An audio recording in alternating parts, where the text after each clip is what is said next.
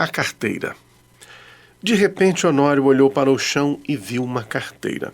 Abaixar-se, apanhá-la e guardá-la foi obra de alguns instantes. Ninguém o viu, salvo um homem que estava à porta de uma loja e que, sem o conhecer, lhe disse rindo: "Olhe, se não dá por ela, perdi-a de uma vez." "É verdade", concordou Honório envergonhado. Para avaliar a oportunidade desta carteira, é preciso saber que Honório tem de pagar amanhã uma dívida, 400 e tantos mil réis. E a carteira trazia o bojo recheado.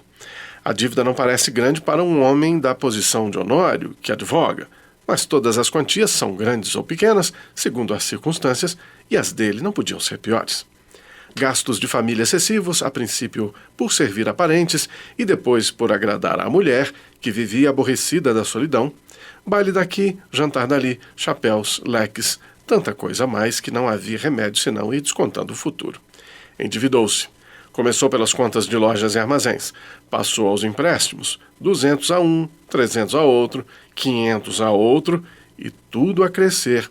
E os bailes a darem-se, e os jantares a comerem-se, um turbilhão perpétuo, uma voragem. "Tu agora vais bem, não?" dizia-lhe ultimamente o Gustavo C., advogado e familiar da casa. "Agora vou", mentiu Honório. A verdade é que ia mal. Poucas causas, de pequena monta e constituintes remissos. Por desgraça, perdera ultimamente um processo com que fundara grandes esperanças. Não só recebeu pouco, mas até parece que ele lhe tirou alguma coisa à reputação jurídica. Em todo caso, andavam mofinas nos jornais. Dona Amélia não sabia nada. Ele não contava nada à mulher, bons ou maus negócios. Não contava nada a ninguém. Fingia-se tão alegre como se nadasse em um mar de prosperidades. Quando o Gustavo, que ia todas as noites à casa dele, dizia uma ou duas pilhérias, ele respondia com 3 e 4. E depois ia ouvir os trechos de música alemã que Dona Amélia tocava muito bem ao piano e que o Gustavo escutava com um indizível prazer, ou jogavam cartas, ou simplesmente falavam de política. Um dia, a mulher foi achá-lo dando muitos beijos à filha, criança de 4 anos, e viu-lhe os olhos molhados. Ficou espantada e perguntou-lhe o que era. "Nada, nada." Compreende-se que era o medo do futuro e o horror da miséria. Mas as esperanças voltavam com facilidade. A ideia de que os dias melhores tinham de vir dava-lhe conforto para a luta. Estava com 34 anos. Era o princípio da carreira. Todos os princípios são difíceis. E toca a trabalhar, a esperar, a gastar, pedir fiado ou emprestado, para pagar mal e a más horas. A dívida urgente de hoje são uns malditos 400 e tantos mil réis de carros. Nunca demorou tanto a conta, nem ela cresceu tanto como agora. E a rigor, o credor não lhe punha a faca nos peitos. Mas disse-lhe hoje uma palavra azeda, com um gesto mau, e Honório quer pagar-lhe hoje mesmo. Eram 5 horas da tarde. Tinha se lembrado de ir a um agiota, mas voltou sem ousar pedir nada. Ao enfiar pela rua da Assembleia, é que viu a carteira no chão, apanhou-a, meteu no bolso e foi andando. Durante os primeiros minutos, Honório não pensou nada. Foi andando, até o Largo da Carioca. No largo, parou alguns instantes, enfiou depois pela Rua da Carioca, mas voltou logo e entrou na Rua Uruguaiana. Sem saber como, achou-se daí a pouco no Largo de São Francisco de Paula. E ainda sem saber como, entrou em um café. Pediu alguma coisa e encostou-se à parede, olhando para fora. Tinha medo de abrir a carteira. Podia não achar nada, apenas papéis e sem valor para ele. Ao mesmo tempo, e esta era a causa principal das reflexões, a consciência perguntava-lhe se podia utilizar-se do dinheiro que achasse. Não lhe perguntava com o ar de quem não sabe, mas antes com uma expressão irônica e de censura. Podia lançar mão do dinheiro e ir pagar com ele a dívida? Eis o ponto.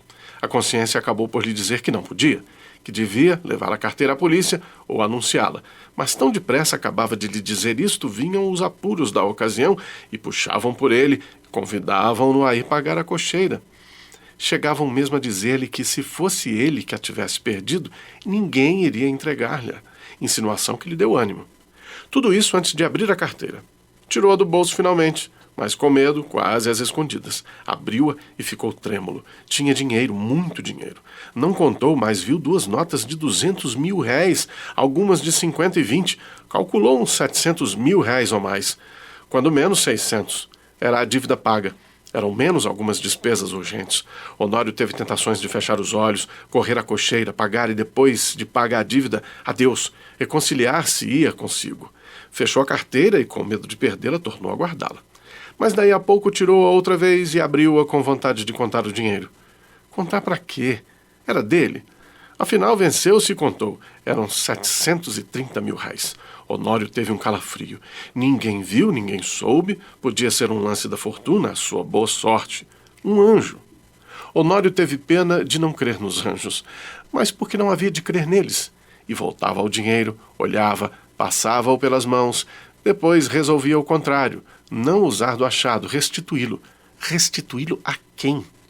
Tratou de ver se havia na carteira algum sinal.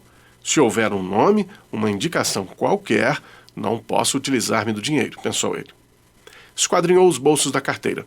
Achou cartas que não abriu, bilhetinhos dobrados que não leu, e por fim um cartão de visita. Leu o nome, era do Gustavo. Mas então a carteira... Examinou-a por fora e pareceu-lhe efetivamente do amigo. Voltou ao interior, achou mais 2 cartões, mais 3, mais 5. Não havia dúvidas, era dele. A descoberta entristeceu-o. Não podia ficar com dinheiro sem praticar um ato ilícito, e naquele caso doloroso ao seu coração, porque era em dano de um amigo. Todo o castelo levantado esboroou-se como se fosse de cartas. Bebeu a última gota de café sem reparar que estava frio. Saiu e só então reparou que era quase noite. Caminhou para casa. Parece que a necessidade ainda lhe deu uns 2 empurrões, mas ele resistiu. Paciência, disse ele consigo. Verei amanhã o que posso fazer. Chegando a casa, já ali achou Gustavo um pouco preocupado e a própria dona Amélia o parecia também. Entrou rindo e perguntou ao amigo se lhe faltava alguma coisa.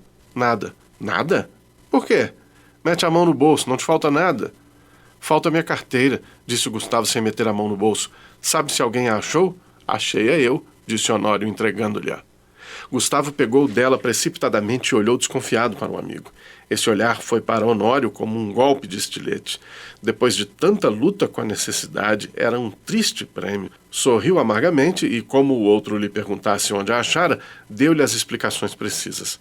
Mas conheceste-a? Não, achei os teus bilhetes de visita. Honório deu 2 voltas e foi mudar de toalete para o jantar.